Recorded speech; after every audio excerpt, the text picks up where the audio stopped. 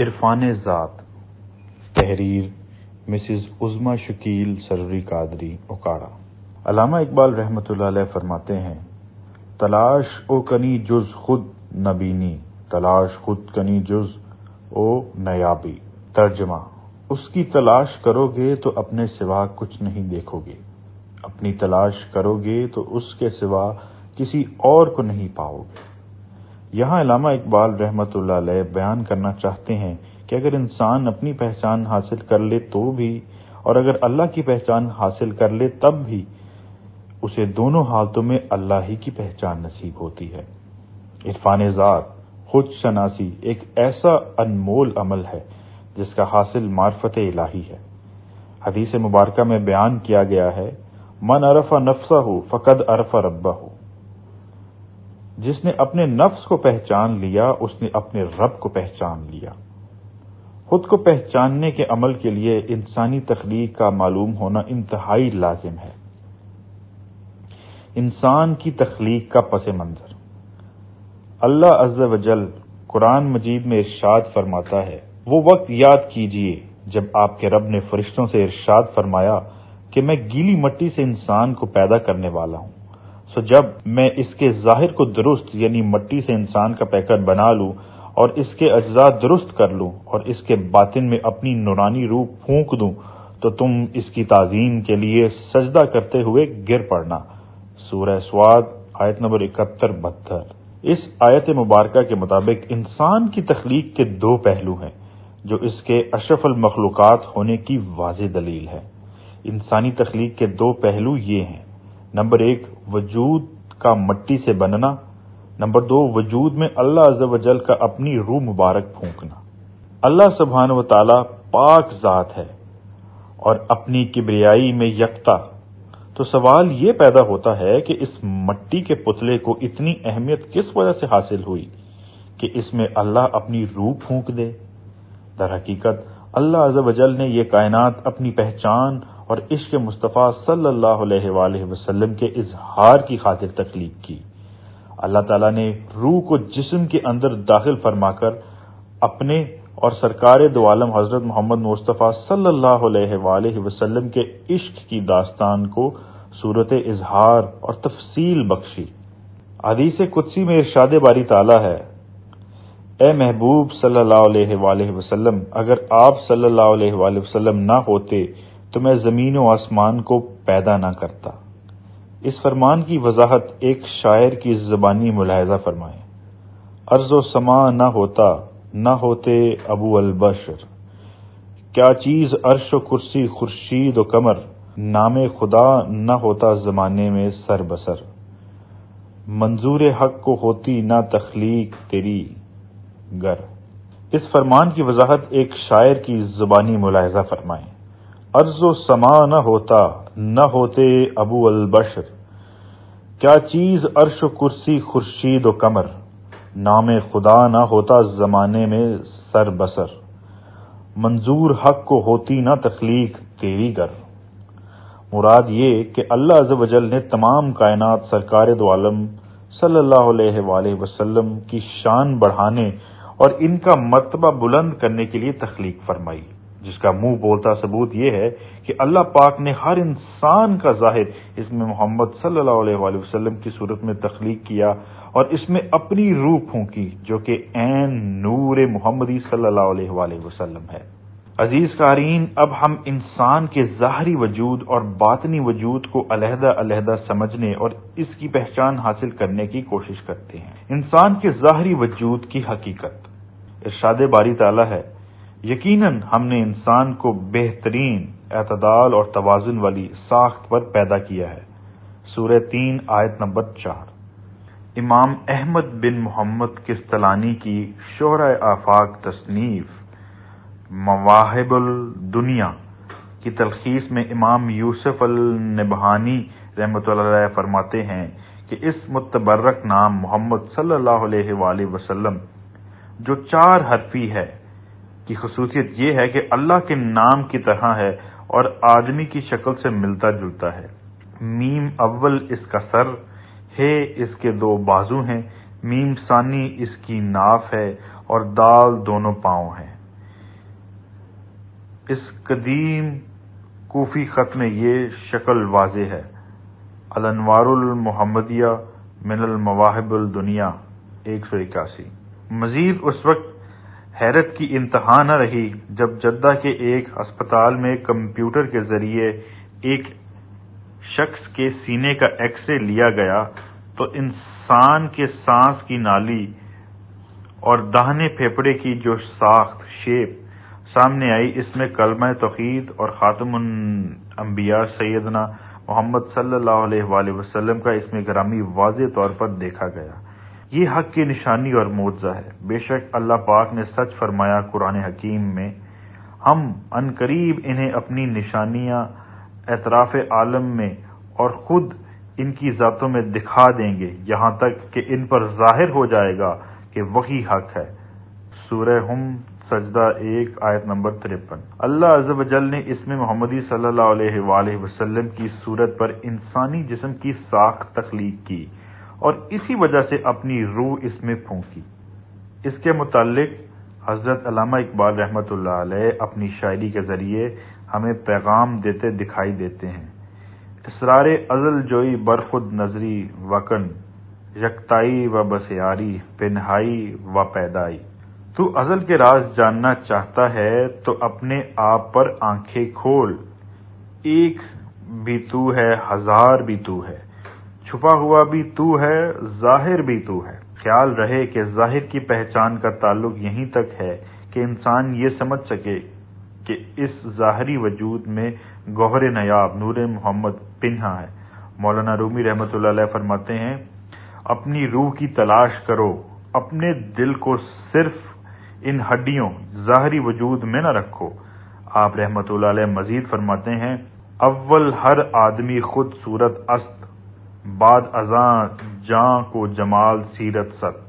یعنی انسان کی ابتدا خود اللہ کی صورت ہے اور اس کے بعد روح جان ہے جو باطن کا جمال ہے۔ مثنوی مولانا روم دفتر سوم۔ مولانا رومی رحمۃ اللہ علیہ نے باطن کی توانائی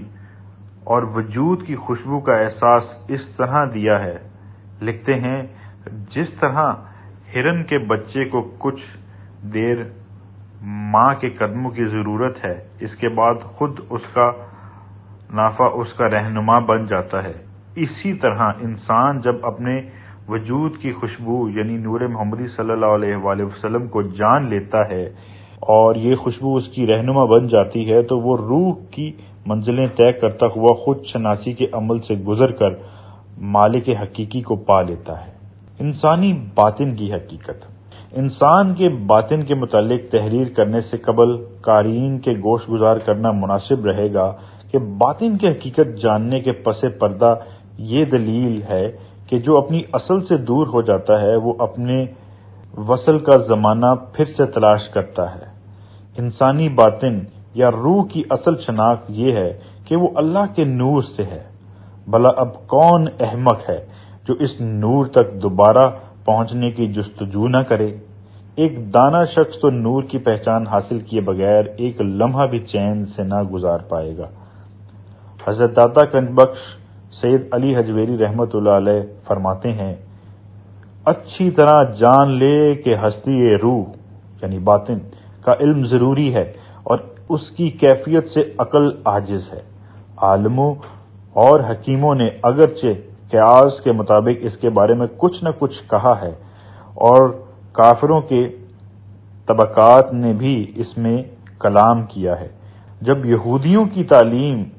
سے کفار قریش نے نصر بن حارث کو حضور صلی اللہ علیہ وآلہ وسلم کی خدمت میں بھیجا کہ وہ آپ صلی اللہ علیہ وآلہ وسلم سے روح کے متعلق سوال کرے تو اللہ تعالیٰ نے حبیب پاک صلی اللہ علیہ وآلہ وسلم پر وحی نازل فرما دی، اور یہ کفار آپ سے روح کے متعلق پوچھتے ہیں، فرما دیجئے روح میرے رب کے امر سے ہے اور تمہیں بہت ہی تھوڑا سا علم دیا گیا ہے۔ سورہ بنی اسرائیل آیت نمبر 85۔ رب کے امر سے مراد ہے کہ اللہ کن کہے اور فیکون ہو جائے۔ اس بات کی وضاحت ہم سلطان العارفین حضرت سخی سلطان باہو رحمۃ اللہ علیہ کی تصنیف لطیف رسالہ روح شریف سے نقل کرتے ہیں۔ اللہ تعالیٰ نے جب ہاہویت احدیت سے نکل کر کثرت میں آنے کا ارادہ فرمایا تو مرتبہ دوم تعین اول یاہود وحدت میں ظہور فرمایا، میم احمدی کا نقاب اوڑھ کر صورت احمدی اختیار کی۔ اس مرتبہ کے متعلق سیدنا غوث العظم شیخ عبد القادر جیلانی رضی اللہ عنہ فرماتے ہیں، جان لے کہ اللہ تعالیٰ نے سب سے پہلے روح محمد صلی اللہ علیہ وآلہ وسلم کو اپنے نور جمال سے پیدا کیا، جیسا کہ فرمان حق تعالیٰ ہے، میں نے روح محمد صلی اللہ علیہ وآلہ وسلم کو اپنے چہرے کے نور سے پیدا فرمایا۔ سرکار دو عالم صلی اللہ علیہ وآلہ وسلم فرماتے ہیں، اللہ تعالیٰ نے سب سے پہلے میری روح کو پیدا فرمایا، سر الاسرار۔ یہی وہ روح ہے جسے اللہ نے اپنی روح فرمایا اور آدم کے پتلے میں پھونکا، جیسا کہ رسول اللہ صلی اللہ علیہ وآلہ وسلم نے فرمایا، انا من نور اللہ تعالی وکل خلائق من نور، میں اللہ کے نور سے ہوں اور تمام مخلوق میرے نور سے ہے۔ یہاں آپ کے لیے اس بات کو سمجھنا مزید آسان ہو جائے گا کہ انسان کی ظاہری ساخت اس میں محمد صلی اللہ علیہ وآلہ وسلم پر کیوں بنائی گئی۔ در حقیقت یہ عشق مصطفیٰ صلی اللہ علیہ وآلہ وسلم کے اظہار کا منفرد طریقہ تھا، کیونکہ عاشق کو ہر دم اپنے معشوق سے غرض ہوتی ہے، وہ ہر صورت میں اسی کی صورت دیکھتا ہے اور دیکھنا چاہتا ہے۔ یہی وہ نقطہ اور راز ہے جس کی جستجو ہمارے لیے ہماری منزل مقصود تک پہنچنے کا ذریعہ بنتی ہے۔ علامہ ابن عربی رحمۃ اللہ علیہ فرماتے ہیں، حضور سرور کونین نور جسم صلی اللہ علیہ وآلہ وسلم کی جملہ موجودات میں سرائیت اس طرح ہے جس طرح اشجار میں پانی کی سرائیت ہے، یعنی آپ صلی اللہ علیہ وآلہ وسلم کا نور کائنات میں ہر شے کی بنیاد ہے۔ جس شجر کی جڑ سے پانی خشک ہو جائے وہ خشک ہو جاتا ہے۔ شمس الفقراء۔ سوال یہ ہے کہ جب سب پاک و لطیف نور محمد کا اظہار ہے تو دنیا میں یہ مختلف رنگ اور اختلاف کس بنیاد پر ہے؟ اس کے متعلق سلطان العاشقین حضرت سید سلطان محمد نجیب الرحمن مجل الاقدس فرماتے ہیں، اللہ تعالیٰ نے ہجر و فراق کی بھٹی میں ڈال کر انسان کے جذبہ عشق کی صداقت کو پرکھنا چاہا اور انسان کو عنصری جسم دے کر اس دنیا کے دارالامتحان میں لا کھڑا کیا، اسے احسن تقویم سے اسفل سافلین میں اتارا اور اس کی فطرت نورانی میں نار شیطانی، خواہشات نفسانی اور قدورت و علائش دنیا فانی ملا دی۔ ارواح کی طاقت ایفا، اخلاص و ابدی بلا اور قوت اقرار و عبودیت کی پوری پرکھ اور آزمائش کرنے کے لیے ان ارواح کو بہشت قرب و وصال اور جنت حضور سے نکال کر نفس اور شیطان کے ہاتھوں میں اس کی ڈوریں دے دیں اور اسے دنیا کے کمرہ امتحان میں لا کھڑا کیا۔ شمس الفقراء۔ اللہ عز و جل نے اپنے بندوں کے لیے یہ دنیا امتحان گاہ بنائی۔ اب جو اس امتحان گاہ میں آ کر شیطان اور نفس کی چالیں سمجھ کر خود میں پوشیدہ امانت نور کو اصلی حالت میں اللہ تک واپس لے جائے گا، وہی کامیاب ہوگا۔ انسان کے لیے یہ کٹھن ترین مرحلہ ہے جس میں اسے اپنی روح کی پاکیزگی کو برقرار رکھتے ہوئے اپنے اصلی وطن لوٹ کر جانا ہے۔ روح کی پاکیزگی کے لیے عرفان ذات ناگزیر ہے۔ جس نے اپنے باطن، اپنی روح کی حقیقت کو پہچانا ہی نہیں، وہ اس کی پاکیزگی کا اہتمام کیسے کر سکتا ہے؟ اس کے متعلق امام غزالی رحمۃ اللہ علیہ اس قدر خوبصورت انداز میں بیان فرماتے ہیں، اے انسان، تجھ سے قریب ترین اگر کوئی چیز ہے تو تیری اپنی ہی ذات ہے، اس لیے اگر تو اپنے آپ کو نہیں پہچانتا تو کسی دوسرے کو کیوں کر پہچان سکے گا؟ فقط یہ جان لینا، یہ میرے ہاتھ ہیں، یہ میرے پاؤں ہیں، یہ میری ہڈیاں ہیں اور یہ میرا جسم ہے، اپنی ذات کی شناخت تو نہیں ہے۔ اتنی شناخت تو اپنے لیے دیگر جانور بھی رکھتے ہیں۔ یا فقط یہ جان لینا کہ بھوک لگے تو کچھ کھا لینا چاہیے، غصہ آ جائے تو جھگڑا کر لینا چاہیے، شہوت کا غلبہ ہو جائے تو جمع کر لینا چاہیے، یہ تمام باتیں تو جانوروں میں بھی تیرے برابر ہیں، پھر تو ان سے اشرف و افضل کیوں کر ہوا؟ تیری اپنی ذات کی معرفت و پہچان کا تقاضا یہ ہے کہ تو جانے کہ تو خود کیا ہے۔ کہاں سے آیا ہے اور کہاں جائے گا، اور جو تو آیا ہے تو کس کام کے لیے آیا ہے، تجھے پیدا کیا گیا ہے تو کس غرض کے لیے پیدا کیا گیا، تیری نیک بختی و سعادت کیا ہے اور کس چیز میں ہے، تیری بدبختی و شقاوت کیا ہے اور کس چیز میں ہے، اور یہ صفات جو تیرے اندر جمع کر دی گئی ہیں، جن میں سے بعض صفات حیوانی ہیں، بعض وحشی و درندوں کی ہیں، بعض شیطانی، بعض جناتی اور بعض ملکوتی ہیں، تو ذرا غور تو کر کہ تو ان میں سے کون سی صفات کا حامل ہے، تو ان میں سے کون ہے، تیری حقیقت ان میں سے کس کے قریب تر ہے، اور وہ کون کون سی صفات ہیں جن کی حیثیت تیرے باطن میں غریب و اجنبی اور عارضی ہے۔ جب تک تو ان حقائق کو نہیں پہچانے گا، اپنی ذات کی شناخت سے محروم رہے گا اور اپنی نیک بختی و سعادت کا طلبگار نہیں بنے گا، کیونکہ ان میں سے ہر ایک کی غذا علیحدہ علیحدہ ہے اور سعادت بھی الگ الگ ہے۔ چوپایوں کی غذا اور سعادت یہ ہے کہ کھائیں پئیں سوئیں اور مجامت میں مشغول رہیں۔ اگر تو بھی یہی کچھ ہے تو دن رات اسی کوشش میں لگا رہے کہ تیرا پیٹ بھرتا رہے، تیری شہوت کی تسکین ہوتی رہے۔ درندوں کی غذا اور سعادت لڑنے بھیڑنے، مرنے مارنے اور غیظ و غضب میں ہے۔ شیطانوں کی غذا اور سعادت شر انگیزی اور مکر و حیلہ سازی میں ہے۔ اگر تو ان میں سے ہے تو انہی جیسے مشاغل اختیار کر لے تاکہ تو اپنی مطلوبہ راحت و نیک بختی حاصل کر لے۔ فرشتوں کی غذا اور سعادت ذکر و تسبیح اور طواف میں ہے، جبکہ انسان کی غذا اور سعادت قرب الہی میں اللہ تعالیٰ کے انوار و جمال کا مشاہدہ ہے۔ اگر تو انسان ہے تو کوشش کر کہ تو ذات باری تعالیٰ کو پہچان سکے، اس کے انوار و جمال کا مشاہدہ کر سکے اور اپنے آپ کو غصہ اور شہوت سے رہائی دلا سکے، اور تو طلب کرے تو اس ذات یکتا کو کرے تاکہ تجھے معلوم ہو جائے کہ تیرے اندر حیوانی و بہمی صفات کا پیدا کرنے والا کون ہے، اور تجھ پر یہ حقیقت بھی منکشف ہو جائے کہ پیدا کرنے والے نے ان صفات کو تیرے اندر جو پیدا کیا ہے تو کیا اس لیے کہ وہ تجھے اپنا اسیر بنا لیں اور تجھ پر غلبہ حاصل کر کے خود فاتح بن جائیں، یا اس لیے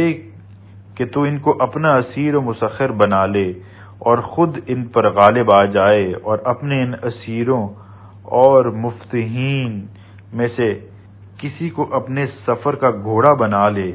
اور کسی کو اپنا اسلحہ بنا لے، تاکہ یہ چند دن جو تجھے اس منزل، یا اس لیے کہ تو ان کو اپنا اسیر و مسخر بنا لے اور خود ان پر غالب آ جائے، اور اپنے ان اسیروں اور مفتوحین میں سے کسی کو اپنے سفر کا گھوڑا بنا لے اور کسی کو اپنا اسلحہ بنا لے، تاکہ یہ چند دن جو تجھے اس منزل گاہ فانی میں گزارنا ہے، ان میں اپنے ان غلاموں سے کام لے کر اپنی سعادت کا بیج حاصل کر سکے، اور جب سعادت کا بیج تیرے ہاتھ آ جائے تو ان کو اپنے پاؤں تلے رونتا ہوا اپنی اس قرار گاہ سعادت میں داخل ہو سکے جسے خواص کی زبان میں حضور حق کہا جاتا ہے۔ یہ تمام باتیں تیرے جاننے کی ہیں۔ جس نے ان کو نہ جانا وہ راہ دین سے دور رہا اور لا محالہ دین کی حقیقت سے حجاب میں رہا۔ کیمیائے سعادت۔ اس عبارت میں امام غزالی رحمۃ اللہ علیہ صاف صاف اس بات سے آگاہی دے رہے ہیں کہ جب انسان اللہ کی تلاش میں یا خود کو پہچاننے کے عمل میں سرگرداں ہوتا ہے تو اسے چاہیے کہ اپنے نفس کی خواہشوں کو کچل کر اس کو اپنا غلام بنا لے، اور پھر نفس کو پاک و صاف کر کے اس پر سفر کرتا ہوا رب تعالیٰ کے عالم قرب و وصال تک پہنچ جائے۔ یہی انسان کا وہ اصل وطن ہے جہاں سے وہ جدا ہوا اور جہاں وصل یار کی صورت میں قرار آئے گا۔ اس روحانی سفر کا رہنما وہ مرشد کامل اقبل جامعہ نور الخدا ہے جو خود تمام مراتب طے کر کے حریم قدس تک پہنچ چکا ہو اور اس سفر کے لیے زاد راہ ذکر تصور، اس روحانی سفر کا رہنما وہ مرشد کامل اکمل جامعہ نور الہدا ہے۔ حریم قدس تک پہنچ چکا ہو، اس سفر کے لیے زاد راہ ذکر و تصور اس میں اللہ ذات ہے۔ آئیے مرشد کامل اکمل جامعہ نور الہدا سلطان العاشقین حضرت سخی سلطان محمد نجیب الرحمن مجلہ الاقدس کی پاکیزہ صحبت اور رہنمائی میں عرفان ذات کے اس سفر کی ابتدا کریں جس کی منزل خود اللہ پاک کی ذات مبارک ہے۔ استفادہ کتب: سرر الاسرار سیدنا غوث الاعظم شیخ عبد القادر جیلانی رضی اللہ عنہ، کیمیائے سعادت امام غزالی رحمۃ اللہ علیہ، مثنوی مولانا روم رحمۃ اللہ علیہ، ڈاکٹر علامہ محمد اقبال رحمۃ اللہ علیہ، شمس الفقراء تصنیف لطیف سلطان العاشقین حضرت سخی سلطان محمد نجیب الرحمن، سلطان العاشقین ناصر سلطان الفقر پبلیکیشن۔